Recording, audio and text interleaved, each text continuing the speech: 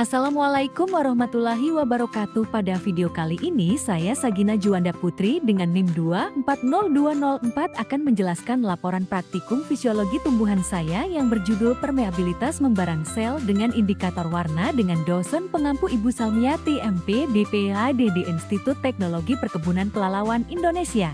Permeabilitas membran sel menggambarkan tingkat kemampuan membran dalam mengontrol difusi molekul melalui struktur fosfolipid di lapisnya.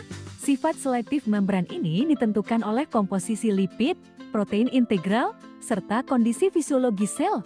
Faktor eksternal seperti suhu, senyawa kimia, dan tekanan osmotik juga dapat mengganggu stabilitas membran sehingga meningkatkan permeabilitas terhadap berbagai zat terlarut. Wijayanti, 2018. Indikator warna digunakan sebagai alat bantu untuk mendeteksi perubahan permeabilitas membran sel melalui pengamatan keluarnya pigmen atau masuknya molekul berwarna tertentu. Ketika membran mengalami kerusakan, molekul indikator dapat bergerak lebih bebas melintasi membran, menghasilkan perubahan warna yang dapat diukur secara visual maupun spektrofotometri. Teknik ini banyak diaplikasikan dalam studi biologi sel untuk mengevaluasi integritas membran. Prasetyo, 2021. Tujuan praktikum ini yaitu mengetahui sifat permeabilitas membran sel tumbuhan, mengamati pengaruh suhu terhadap kestabilan membran sel, mempelajari peran membran dalam mempertahankan zat terlarut di dalam sel. Alat yang digunakan yaitu tabung reaksi, rak tabung, pisau atau cutter, cawan Petri, pipet tetes, spatula, dan gelas ukur.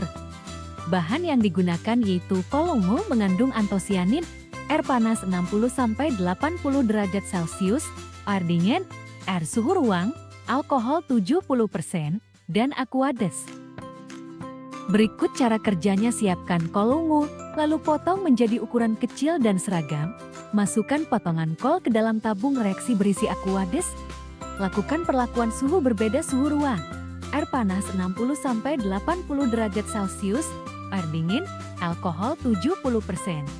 Diamkan selama kurang lebih 10 menit, lalu amati perubahan warna larutan. Catat intensitas warna: 0 tidak ada warna, 5 sangat pekat.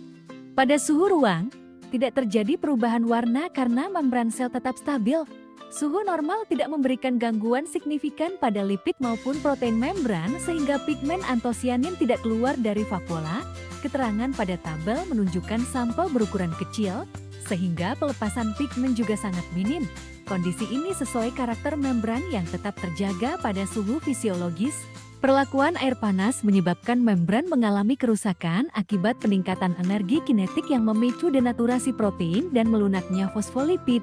Hal ini memungkinkan pigmen keluar ke larutan, meskipun tidak terlalu pekat.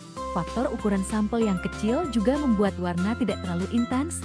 Suhu tinggi tetap menjadi penyebab utama meningkatnya permeabilitas membran. RS juga menyebabkan perubahan pada membran, tetapi tidak se-ekstrem suhu panas.